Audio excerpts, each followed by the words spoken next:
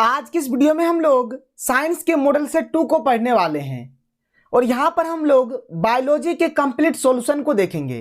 तो चलिए एक एक करके हम लोग सारे क्वेश्चंस को देखते हैं। हमारे पास जो पहला क्वेश्चन है, क्वेश्चन नंबर 27, क्या है कि सही विकल्प का चयन कीजिए। यहां पर आपको 4 ऑप्शन दिया गया है और 4 ऑप्शन में से एक ऑप्शन सही है, तो जो सही ऑप्शन है उसे आपको टिक करना है। ठीक है, देखिए पहला क्वेश्चन क्या है। मछली के हृदय में कोष्ठकों की संख्या है, मतलब मछली का जो हृदय होता है उसमें कितने कोष्ठक यानी कि कितने चैम्बर पाए जाते हैं। तो मछली के हृदय में 4 कोष्ठक पाए जाते हैं, इस बात को आप याद रखिएगा। तो इसका सही आंसर हो जाएगा ऑप्शन नंबर सी। आगे देखिए क्वेश्चन नंबर 28, कौन सा मादा जनन तंत्र का भाग नहीं है। ठीक है, अंडाशय, गर्भाशय, शुक्राशय या फिर डिंब वाहिनी। तो देखिए बच्चों, ये जो शुक्राशय है ना, शुक्राशय ये मादा जनन तंत्र का भाग नहीं है बल्कि ये नर जनन तंत्र का भाग है। और ये जो अंडाशय है, गर्भाशय है, डिंब वाहिनी है, ये सब के सब मादा जनन तंत्र के भाग है, लेकिन ये जो शुक्राशय है ना, ये क्या है, नर जनन तंत्र के भाग है। तो इसका सही आंसर क्या हो जाएगा, ऑप्शन नंबर सी। मतलब ऊपर वाले क्वेश्चन का भी ऑप्शन नंबर सी आंसर और इसका भी option number C answer. Question number 29 देख लेते हैं। मेंडल ने अपने प्रयोगों के लिए किस पौधे का चयन किया था। अंगूर के पौधे का, मटर के पौधे का, टमाटर या फिर सरसों के पौधे का। तो मेंडल ने जो अपना जो प्रयोग किया था, उन्होंने मटर के पौधों पर अपना प्रयोग किया था। तो इसका जो सही आंसर क्या हो जाएगा, मटर, यानी कि ऑप्शन नंबर बी। क्लियर है, समझ में आ रहा है, कोई दिक्कत वाली बात नहीं है। देखिए हर एक क्वेश्चन आपको समझ में आएगा और जो लॉन्ग क्वेश्चंस होंगे ना, मैं आपको बहुत ही अच्छे तरीके से समझाऊंगा। यकीन मानिए कि एक भी क्वेश्चन का आंसर आपको देखिए जहीं पर भी आप देखिएगा आपको अच्छे तरीके से नहीं मिलेगा, लेकिन अगर आप एक बार इन क्वेश्चंस को पढ़ेंगे ना तो आपका ये क्वेश्चंस एकदम जिंदगी भर के लिए याद हो जाएगा। क्लियर है, चलिए आगे बढ़ते हैं और आगे के क्वेश्चन को देखते हैं। देखिए अगला क्वेश्चन क्या है।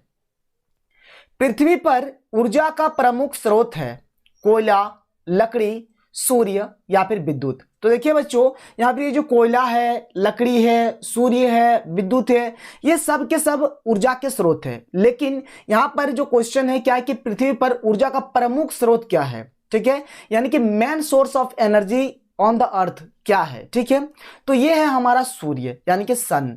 सन जो है यानी कि सूर्य जो है, यह पृथ्वी पर ऊर्जा का मेन सोर्स है। क्लियर है, प्रमुख स्रोत है। तो इसका सही आंसर हो जाएगा सूर्य।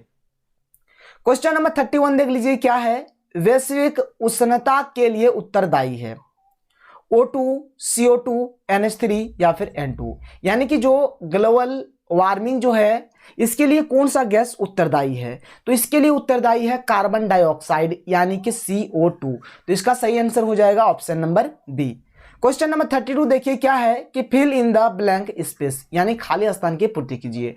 यहां पर जो रिक्त स्थान दिया गया है उसको आपको भरना है। ठीक है, एक खाली स्थान दिया गया है, जल और कार्बन डाइऑक्साइड प्रकाश संश्लेषण के लिए आवश्यक है। तो यहां पर हम लोग क्या भरेंगे सर, तो यहां पर हम लोग भरेंगे सूर्य का प्रकाश। क्या भरेंगे, सूर्य का प्रकाश, सूर्य का प्रकाश। बात समझ में आया। यहां पर क्या भरा जाएगा कि सूर्य का प्रकाश, जल और कार्बन डाइऑक्साइड प्रकाश संश्लेषण के लिए आवश्यक है। आप चाहे तो यहां पर क्लोरोफिल भी भर सकते हैं।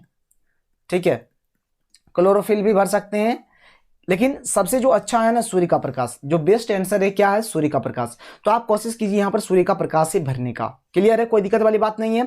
आगे बढ़ें, चलिए आगे बढ़ते हैं और आगे के क्वेश्चंस को देखते हैं। अब यहां से जो हमारा स्टार्ट होगा, मतलब थोड़ा लॉन्ग टाइप का क्वेश्चन स्टार्ट होगा। ज्यादा लॉन्ग नहीं है, थोड़ा लॉन्ग है। ठीक है, मतलब 2 मार्क्स वाला क्वेश्चन है। अभी तक हम लोगों ने जितने भी क्वेश्चंस को देखा सारा का सारा क्वेश्चन हमारा 1 नंबर का था। अब जो क्वेश्चन आने वाला है यहाँ पर, जो आ गया है, आने क्या वाला आ गया है, ये 2 मार्क्स वाले क्वेश्चन है। देखिए क्या है सर, जनन क्या है। ठीक है, वह प्रक्रिया जिसके द्वारा जीव अपने संख्या में वृद्धि करता है और अपना अस्तित्व कायम रखता है, जनन कहलाता है। बात समझ में आया। और ये जो जनन चैप्टर का ये जो क्वेश्चन है, ये मैंने आपको जनन में पहले से ही अच्छे तरीके से बता दिया है। अगर आपने जनन का वीडियो अभी तक नहीं देखा तो आप देख सकते हैं। तो ये रहा जनन का डेफिनेशन। जनन में क्या होता है कि कोई भी जो जीव रहता है, चाहे मनुष्य हो या फिर कोई जीव जंतु हो, क्या करता है, जनन करके अपने संख्या में वृद्धि करता है और अपना जो अस्तित्व है उसको कायम रखता है।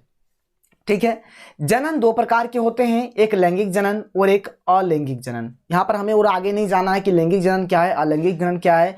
इसके बारे में अगर आप जानना चाहते हैं तो आप चल जाइए, साइंस 2021 का प्लेलिस्ट बना हुआ होगा, वहाँ पर मिल जाएगा। और ऐसे में डिस्क्रिप्शन बॉक्स में भी आपको लिंक दे दूंगा टोटल साइंस का, क्लियर है, तो आप वहाँ पर भी जाकर देख सकते हैं। तो ये रहा हमारा जनन। आगे बढ़ते हैं और आगे क्वेश्चन को देखते हैं। अगला क्वेश्चन क्या है सर, परागन क्या है। तो देखिए परागन किसको बोलते हैं, जब एक पुष्प के परागकण उसी पुष्प के या उसी जाति के अन्य पुष्प के वर्तिकाग्र तक पहुंचती है तो इस प्रक्रिया को परागन कहते हैं। समझ में आया, मतलब कोई एक पुष्प है, उस पुष्प के जो परागकण है, ठीक है, वो जो परागकण है वह उसी पुष्प के या फिर उसी जाति के अन्य पुष्प के जब वर्तिकाग्र तक पहुंचते हैं तो इस प्रक्रिया को हम लोग क्या कहते हैं, परागन कहते हैं। और ये भी चीज मैंने आपको जनन में एकदम चित्र के माध्यम से बहुत ही अच्छे तरीके से समझाया है।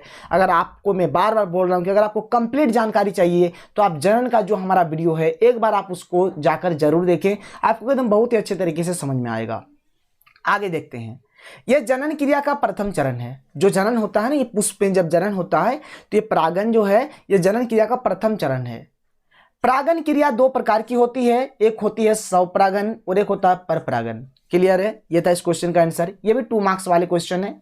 आगे बढ़ते हैं, अगला क्वेश्चन देखते हैं। अगला क्वेश्चन एक बहुत ही इंपॉर्टेंट क्वेश्चन है सर, क्या है, आदर्श ईंधन की 2 विशेषताएं लिखिए। देखिए आपको 2 बोला है तो 2 ही लिखना है, लेकिन यहाँ पर मैं आपको 4 बता दे रहा हूँ, ठीक है, लेकिन आपको एग्जाम में 4 नहीं लिखना है, 2 बोला जाएगा 2 ही लिखना है, जितना बोला जाएगा उतना ही लिखना है। ये नहीं कि आपको आता है तो आप लिखते जाएंगे, ऐसा नहीं होता है, जितना कहा जाए उतना ही काम कीजिए। क्लियर है, यहाँ पर मैं आपको 4 पॉइंट इसीलिए समझा दे रहा हूँ ताकि आप का मतलब क्या हो कि अगर बाद में अगर आप 1-2 पॉइंट भूल भी जाते हैं तो 4 में से 2 भूल जाएंगे तो 2 याद रहेगा ही रहेगा। देखिए जो आदर्श ईंधन होते हैं यानी कि जो आइडियल फ्यूल होते हैं उसका क्या विशेषता है, क्या गुण है, तो देखिए कम ईंधन के उपयोग से अधिक ऊर्जा मिले, मतलब हम लोग कम ईंधन का उपयोग करेंगे और उससे हमें अधिक से अधिक ऊर्जा मिले।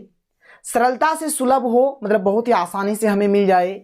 भंडारण तथा परिवहन में आसानी हो, मतलब उसको हम लोग भंडार करके रख सकते हैं बहुत ही अच्छे तरीके से, मतलब उसके लिए आसानी हो। परिवहन में आसानी हो, मतलब कहीं से हम लोग उसको ला सकते हैं बहुत ही अच्छे तरीके से। सस्ता हो, ठीक है, या फिर हम लोग ये भी बोल सकते हैं कि वह कम प्रदूषण मतलब फैलाता हो, इस प्रकार से भी बोल सकते हैं कि वह प्रदूषण कम फैलाए। यह भी क्या होगा, एक आदर्श ईंधन का एक गुण होगा। क्लियर है, तो यहाँ पर 4 और जो मैंने आपको बताया कि अब प्रदूषण कम फैलाता हो, ये मतलब 5 पॉइंट मैंने यहाँ पर बता दिया, लेकिन आपको एग्जाम में 2 ही पॉइंट लिखना है। आगे देखिए अगला क्वेश्चन क्या है, उसी क्वेश्चन का देखिए अथवा देके है और देकर बायोगैस से 2 लाभ लिखिए। मतलब बायोगैस का क्या क्या लाभ है, आपको 2 लाभ लिखना है। तो देखिए बायोगैस जिसे हम लोग गोबर गैस भी कहते हैं, पर्यावरण के अनुकूल है एवं ग्रामीण क्षेत्रों के लिए बहुत उपयोगी है। यह पर्यावरण के अनुकूल है, मतलब ये पर्यावरण को उतना हानि नहीं पहुंचाते हैं, पहला बात। दूसरा बात, ये ग्रामीण क्षेत्र के लिए बहुत ही उपयोगी है। लकड़ी और गोबर के चूल्हों में बहुत धुआं निकलता है जो गृहिणियों के स्वास्थ्य के लिए बहुत हानिकारक होता है, परंतु बायोगैस के प्रयोग से धुआं नहीं निकलता है, जिससे स्वास्थ्य संबंधी बीमारियों के रोकथाम में सहायता मिलती है। चीजों को समझिए, गांव में अधिकतर गांव देहात में क्या होता है, जो भी मतलब महिलाएं होती है खाना पकाने में लकड़ी का या फिर गोबर के चूल्हे का यूज करते हैं, जिससे क्या होता है कि बहुत ही अधिक मात्रा में धुआं निकलती है। इससे क्या होती है कि उनका जो स्वास्थ्य है वह बिगड़ जाता है, यानी कि वो बीमार हो जाते हैं। और अगर हम लोग बायोगैस का यूज करेंगे तो इससे धुआं नहीं निकलता है, जिससे हमें कोई भी परेशानी नहीं होगी, हमें बीमारी नहीं होगी और हम एकदम बहुत ही स्वस्थ तंदुरुस्त रहेंगे। बस ये था इसका 2 उपयोग। तो बायोगैस का 2 उपयोग आपने जान लिया। आगे बढ़ें, अगला क्वेश्चन देखिए सर, क्या है कि हमारी गतिविधियां पर्यावरण को किस प्रकार प्रभावित करती है। तो हमारी निम्नलिखित गतिविधियां पर्यावरण को प्रभावित करती है, जैसे कि खनन हो गया, औद्योगिकरण हो गया, आधुनिक कृषि हो गया, शहरीकरण, आधुनिक प्रौद्योगिकी। तो ये सबसे क्या हो रहा है, पर्यावरण प्रभावित हो रही है। क्लियर है, आगे देखते हैं अगला क्वेश्चन। अगला क्वेश्चन देखिए, उसी क्वेश्चन का ये अथवा देकर है, ठीक है सर। जैव भू रासायन चक्र क्या है। तो जीवमंडल में प्राणियों तथा वातावरण के बीच रासायनिक पदार्थों के आदान प्रदान की चक्रीय गति को जैव भू रासायनिक चक्र कहते हैं। शायद कुछ भी आपको समझ में नहीं आया, अभी मैं आपको बताऊंगा, एकदम बहुत ही अच्छे तरीके से आप समझेंगे। देखिए अब मैं आपको जो बताने वाला हूं, आप इस चीज को एकदम बहुत ही अच्छे तरीके से सुनिए, समझिए, एकदम बिल्कुल समझ में आएगा। ऐसी बात नहीं कि समझ में नहीं आएगा, समझिए। देखिए बच्चों, ये हमारा क्या है सर, पेड़ है, ये क्या है, पेड़ है, जिसको हमने उत्पादक कहा। क्या कहा, उत्पादक। अब ये पेड़ जो होगा ये मृदा से, ये जो मृदा है ना नीचे, ये जो मृदा आप देख रहे हैं, यहां से ये क्या करेगा, calcium, potassium, sodium, phosphorus, magnesium, ये सब धातु को कुछ मतलब ग्रहण करेंगे, ये सब तत्वों को ग्रहण करता है पेड़। क्लियर है बात, कोई दिक्कत नहीं है। अब मान के चलिए ये जो पेड़ है, ये पेड़ तो कैल्शियम, पोटेशियम, सोडियम ये सब को ग्रहण कर रहा है। अब इस पेड़ को क्या करेगा, कोई प्राथमिक उपभोक्ता इसको ग्रहण करेगा, फिर इस प्राथमिक उपभोक्ता को कोई द्वितीय उपभोक्ता इसका यूज करेगा, इस द्वितीय उपभोक्ता को कोई तृतीयक उपभोक्ता यूज करेगा। अब ये जो तृतीयक उपभोक्ता है ना, ये भी तो कभी समाप्त होगा। बात समझिए, जैसे कि मैं आपको एग्जांपल के तौर से बताता हूं। जैसे कि मान के चलिए कि एक आपके पास टिड्डा है। क्या है सर, टिड्डा है। ये जो टिड्डा है इन्होंने क्या, ये जो टिड्डा है ये क्या करेगा, इस पेड़ को खाएगा। क्लियर है। अब इस टिड्डा को क्या करेगा, एक मेढक खाएगा। ठीक है, इस टिड्डा को क्या करेगा, एक मेढक खाएगा। अब इस मेढक को क्या करेगा, कोई एक सांप खाएगा। अब इस सांप को क्या करेगा, कोई एक बाज खाएगा। अब देखिए मौका मिले ना तो इस बाज को भी कोई खाने वाला है। मान के चलिए कि इस बाज को कौन खा गया, शेर खा गया। अब क्या शेर कभी मरता नहीं है का, शेर भी मरेगा। अब जब मरेगा तो इसको कहां पर हम लोग दफनाएंगे, मिट्टी में, जिसको हम लोग क्या बोलते हैं सर, अपघटक बोलते हैं। जिसको क्या बोलते हैं, अपघटक बोलते हैं। और ये देखिए पुनः मिट्टी में आ गया, पुनः मिट्टी में आ गया। तो देखिए ये क्या हो रहा है, यहां से एक चक्र जैसा चल रहा है। यहां से क्या हो रहा है कि एक चक्र जैसा चल रहा है। इसी को हम लोग क्या कहते हैं, जैव रसायन चक्र कहते हैं। क्लियर है, समझ में आया। बहुत ही सिंपल है। मतलब ये जो पेड़ है ये उत्पादक है। ये क्या करेगा, मृदा से इन पोषक तत्वों को ग्रहण करेगा। ये पोषक तत्वों को प्राथमिक उपभोक्ता ग्रहण करेगा। फिर प्राथमिक उपभोक्ता ग्रहण किया, उसके बाद द्वितीय उपभोक्ता, फिर तृतीय उपभोक्ता। तृतीय उपभोक्ता जो भी होगा उसका तो कभी नष्ट होगा ही, मतलब वो कभी खत्म तो होगा ही। जब खत्म होगा तो क्या होगा, देखिएगा कुछ दिन बाद वो सड़ जाता है। जब मर जाएगा तो कुछ दिन बाद सड़ जाएगा। तो सड़ जाएगा जिसे हम लोग क्या कहेंगे, अपघटक कहते हैं। और जिसे बाद में हम लोग मिट्टी में दफना देते हैं और वह पूरा मिट्टी में आ जाता है। तो इस प्रकार से एक चक्र चलता है जिसे हम लोग जैव रसायन चक्र कहते हैं। क्लियर है, समझ में आ गया। तो ये था इसका डेफिनेशन। आप इस प्रकार से बता सकते हैं, कोई दिक्कत वाली बात नहीं है। चलिए आगे बढ़ते हैं और अगले क्वेश्चन को देखते हैं। अगला क्वेश्चन देखिए सर, बहुत ही अच्छा क्वेश्चन है। क्या है, मानव पाचन तंत्र का नामांकित चित्र बनाइए। तो ये जो चित्र आप देख रहे हैं इसका आप स्क्रीनशॉट ले लीजिए। इस चित्र को आपको बनाना है। देखिए यहाँ पर कोई बताने वाली बात नहीं है, जो मैं आपको बताऊं, और इसको आपको करना है क्योंकि यहाँ से आपको 4 मार्क्स मिलने वाले हैं। 4 नंबर मिलेगा। 4 नंबर बहुत ही ज्यादा होता है, तो इसको आप कर लीजिएगा। ठीक है। अथवा देखिए यहाँ पर और एक क्वेश्चन है सर। अथवा देखिए क्या है, देखिए ये क्वेश्चन है कि मनुष्य के उत्सर्जन तंत्र का नामांकित चित्र बनाइए। जो मनुष्य का जो उत्सर्जन तंत्र होता है उसका आपको नामांकित चित्र बनाना है। तो ये हमारा उत्सर्जन तंत्र है और इसका आपको बना देना है। इसको उत्सर्जन तंत्र भी कहा जाता है या फिर इसको मानव मूत्र तंत्र भी बोलते हैं। और देखिए आपको केवल इस पोर्शन का चित्र बनाना है, मतलब ये वाला खाली आपको ये चित्र बना देना है। ठीक है, इधर वाला लेने का जरूरत नहीं है, इधर वाला लेने का जरूरत नहीं है। केवल ये जो है इसको आपको बना देना है, कहानी खत्म। क्लियर है। चलिए आगे बढ़ते हैं, अगला क्वेश्चन देखते हैं। ये जो क्वेश्चन है सर बहुत ही इंपॉर्टेंट क्वेश्चन है। क्या है, देखिए क्वेश्चन है कि अमाशय में भोजन के पाचन का वर्णन कीजिए। मतलब जो हमारे पास अमाशय है, अमाशय में भोजन का पाचन किस प्रकार से होता है। ठीक है, तो देखिए पहला बात क्या है, भोजन का सबसे पहले पाचन मुख में होता है। हम जो भी भोजन करते हैं उसका पाचन मुख से ही स्टार्ट हो जाता है। मुख में लार ग्रंथियों से निकलने वाले लार में टाइलिन नामक कार्बोहाइड्रेट पाचक एंजाइम होता है, जो कार्बोहाइड्रेट को माल्टोज में बदल देता है। देखिए जो भी हम लोग खाना खाते हैं, खाना का जो पाचन होता है ना मुख से ही होता है। जो हमारा मुख है वहां से देखिएगा लार होता है, तो लार ग्रंथि जो है वहां से एक एंजाइम निकलता है जिसे हम लोग कहते हैं टाइलिन। और ये टाइलिन एंजाइम क्या करता है, कार्बोहाइड्रेट को माल्टोज में बदलता है। यानी एक्चुअल में कहा जाए तो जो भी कार्बोहाइड्रेट होता है ना, कार्बोहाइड्रेट का पाचन कहां पर होता है, तो मुख में ही होता है। ठीक है। इसके बाद क्या होता है कि भोजन अमाशय में पहुंचता है। इसके बाद क्या होगा, जैसे मुख में जितना भी हुआ कार्बोहाइड्रेट का जितना भी पाचन हुआ, फिर जो भी भोजन रहेगा वो क्या होगा, अमाशय में आ जाएगा। फिर क्या होता है, देखिए अमाशय में भोजन का पाचन निम्न प्रकार से होता है। अब अमाशय में भोजन का पाचन किस प्रकार से होता है, देखिए तो अमाशय में भोजन लगभग 4 घंटे तक रहता है। अमाशय में जो भोजन रहता है वो 4 घंटे तक लगभग रहता है। अब ये जो चित्र आप देख रहे हैं ये हमारा एक अमाशय का चित्र है। देखिए यहाँ पर चित्र तो अच्छे तरीके से मैंने बना नहीं पाया यहाँ पर, लेकिन जो भी है आपको समझाना है, आप समझिए, इसी चित्र के माध्यम से समझिए। ये क्या है, ये हमारा एक अमाशय का चित्र है। ये हमारा क्या है, एक अमाशय का चित्र है। अब अमाशय को यहाँ पर 4 भागों में बांटा गया है, 3 भागों में बांटा गया है। अमाशय को यहाँ पर 3 भागों में बांटा गया है। पहला पार्ट ये हुआ, दूसरा पार्ट हमारा ये हुआ और तीसरा पार्ट हमारा ये हुआ। ये हमारा पहला पार्ट हुआ, ये हमारा दूसरा पार्ट हुआ और ये हमारा तीसरा पार्ट हुआ। अब ये पहला दूसरा तीसरा पार्ट क्या क्या है हम लोग एक एक करके इन सभी पार्ट को देखते हैं, ठीक है। तो देखिए, अमाशय को 3 भागों में बांटा गया है, क्लियर है। अमाशय को 3 भागों में बांट दिया गया है। पहला भाग, जो पहला भाग है इसको हम लोग कहते हैं कार्डियक। क्या कहते हैं? कार्डियक। यह अमाशय का ऊपरी भाग है। ये जो ऊपर वाला भाग आप देख पा रही हैं जो है ना, ये वाला, इसी को, ये जो 1 नंबर का जो ये भाग है ऊपरी भाग, इसी को हम लोग कार्डियक कहते हैं। यहाँ से HCl अम्ल का निर्माण होता है और यहीं से हमारा HCl अम्ल निकलता है।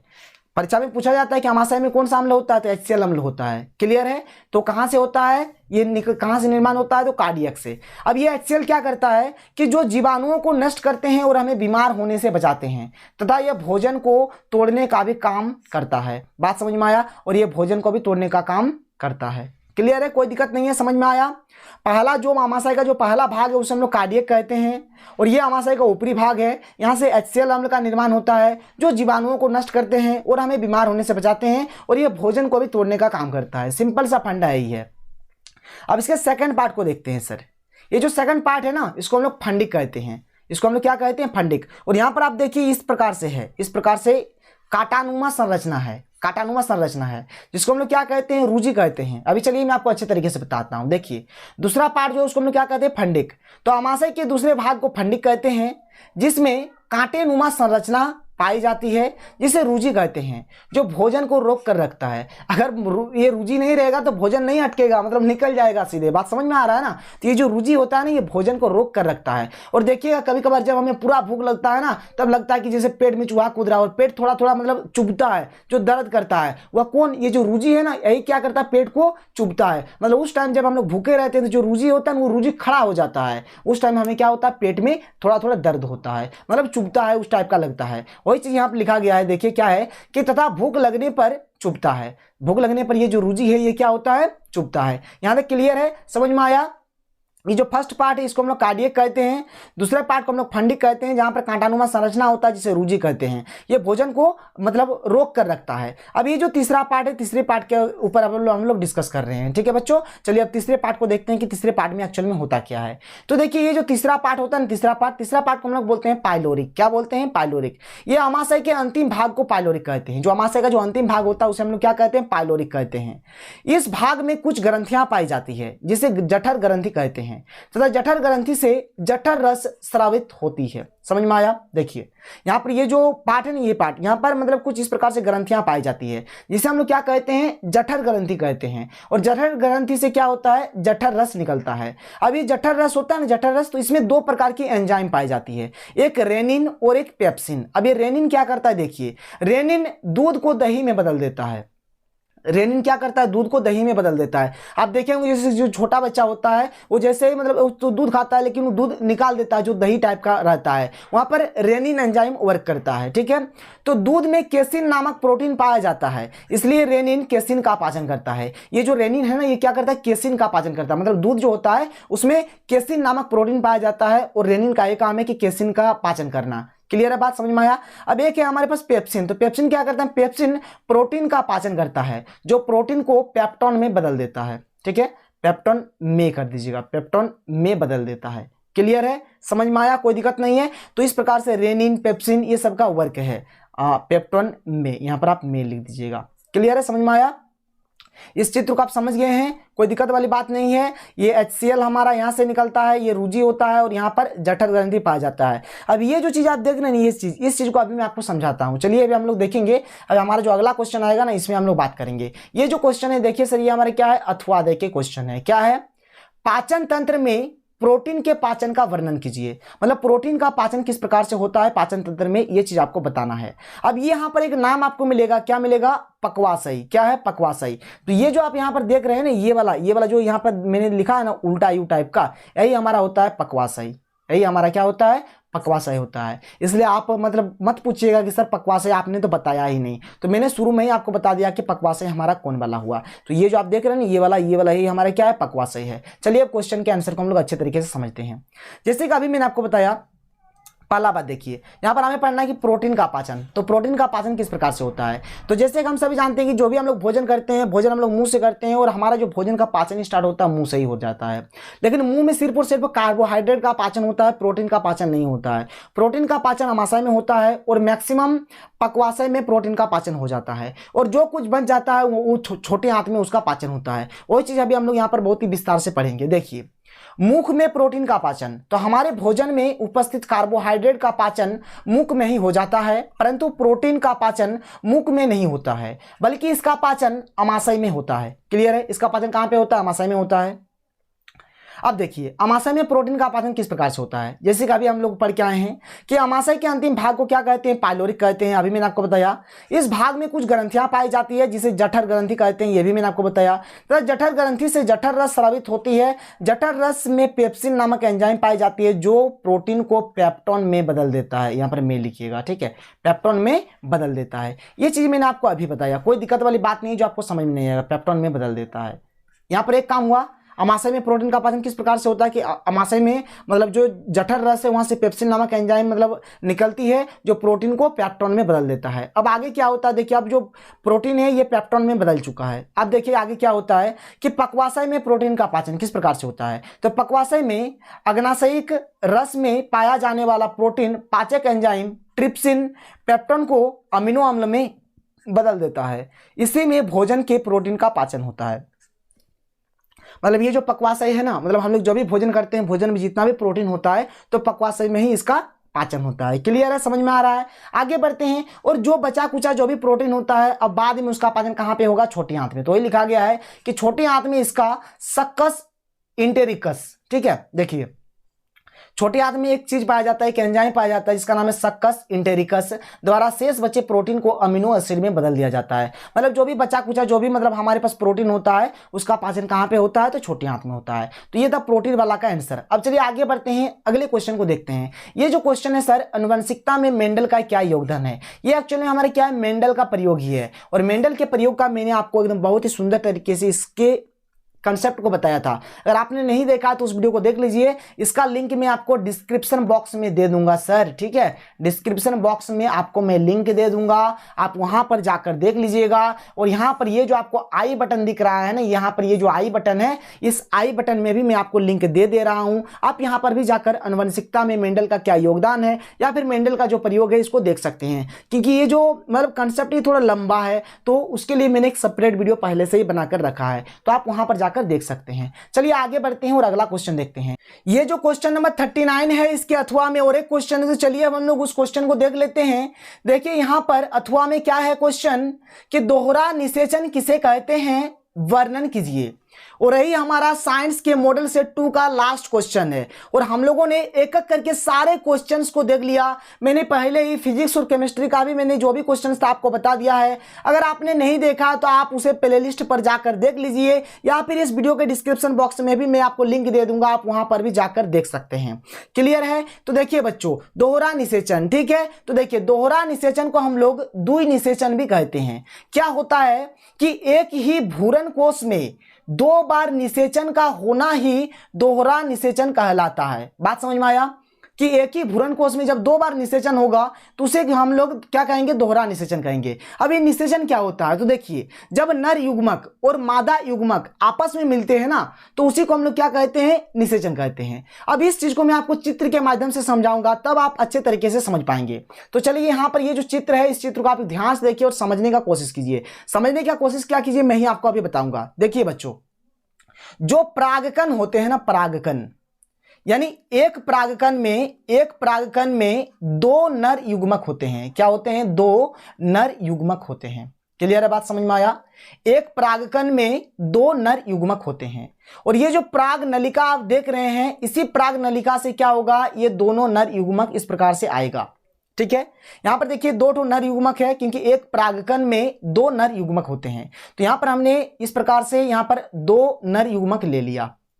क्या होता है कि जैसे यहां पर ये पराग नलिका में क्या है? 2 नर युग्मक है, तो एक नर युग्मक इस प्रकार से आता है। और ये जो अंड कोशिका है ना, ये क्या होती है? ये एक मादा युग्मक है। ये क्या है? एक मादा युग्मक है। तो यहां से क्या होता है, एक नर युग्मक आकर इस अंड कोशिका के साथ आकर इस प्रकार से मिल जाता है और निषेचन करता है। क्योंकि देखिए ये तो नर युग्मक है और ये अंड कोशिका क्या है, मादा युग्मक है, तो दोनों का जब मिलन होगा तो यहां पर क्या होगा सर, निषेचन होगा। और निषेचन होता है और इससे क्या होता है, युग्मनज का निर्माण होता है। किसका निर्माण होता है, युग्मनज का निर्माण होता है। तो यहां पर एक बार निषेचन हो गया और यहां से यहां पर देखिए दो नर युग्मक है तो एक नर युग्मक खत्म हो गया। अब ये जो दूसरा नर युग्मक है ये फिर से क्या होता है, ये परागनलिका में आता है। अब ये क्या करता है, ये जो द्वितीयक केंद्रक है ना, द्वितीयक केंद्रक, इस द्वितीयक केंद्रक के साथ कुछ इस प्रकार से आकर निषेचन करता है। और यहां पर निषेचन के फलस्वरूप क्या होता है सर, यहां पर देखिए क्या होता है कि प्राथमिक भूरण, यहां पर कोश को आप अच्छे से लिखिएगा इस प्रकार से, ठीक है, भूरण कोश कोशिका का निर्माण होता है। और यहां पर फिर से और एक बार क्या होता है, निषेचन होता है। मतलब यहां पर आपका एक बार निषेचन हो गया और एक बार यहां पर निषेचन हो गया, यानी कुल मिलाकर यहां पर क्या हो गया, दो बार निषेचन हो गया, इसलिए इसका नाम क्या पड़ा, दोहरा निषेचन। क्लियर है, समझ में आया, कोई दिक्कत वाली बात नहीं है। अब बात है कि लिखना किस प्रकार से है। अब लिखना कैसे है इस चीज को मैं आपको बताऊंगा। पहले तो आप चित्र को इस प्रकार से एग्जाम में बनाएंगे, यहां पर आप दो ठो दे देंगे इस प्रकार से, ये क्या है, नर युग्मक है, एक नर युग्मक यहां पर आ रहा है कुछ इस प्रकार से, और ये क्या कर रहा है, ये निर्माण कर रहा है। और कोश को आप थोड़ा सुधार लीजिएगा, इस प्रकार से लिखिएगा। क्लियर है।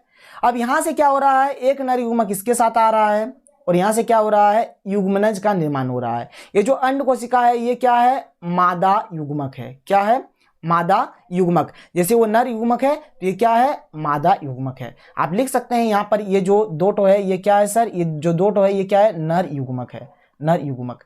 तो आप कुछ इस प्रकार से चित्र को एग्जाम में बनाएंगे, समझ में आया। ऐसे ही चित्र आपको एग्जाम में बनाना है। अब चलिए आंसर को लिखना कैसे है इस चीज को देख लेते हैं।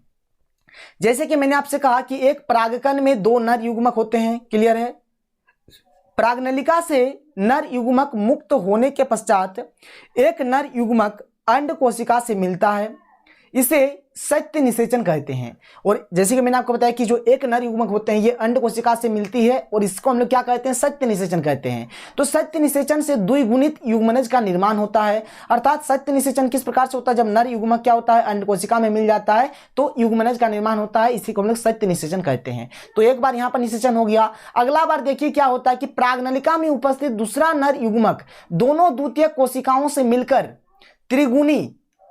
त्रिगुणी प्राथमिक भ्रूणकोश कोशिका का निर्माण करता है। इसे त्रिक संलयन कहते हैं। बात समझ में आया, इसको क्या कहते हैं, त्रिक संलयन कहते हैं। अर्थात त्रिक संलयन में क्या होता है कि एक नर युग्मक जो है वह द्वितीयक केंद्रक, मतलब दोनों द्वितीयक केंद्रक के साथ मिल जाएगा और प्राथमिक भ्रूणकोश कोशिका का निर्माण करेगा, जिसे हम लोग त्रिक संलयन भी कहते हैं। ठीक है। तो इस प्रकार क्या होता है कि भ्रूणकोश में दो बार निषेचन होता है, इसलिए इसे क्या कहते हैं, दोहरा निषेचन कहते हैं। क्लियर है। तो इस प्रकार से दोहरा निषेचन होता है। तो बच्चों अगर ये वीडियो आपको पसंद आया है तो इस वीडियो को लाइक कर दें और अगर आपने अभी तक हमारे चैनल को सब्सक्राइब नहीं किया है तो सब्सक्राइब करके बेल के आइकन को प्रेस कर लें ताकि आपको हर वीडियो की नोटिफिकेशन सबसे पहले प्राप्त हो सके। तो मिलते हैं अगले वीडियो में। Thank you.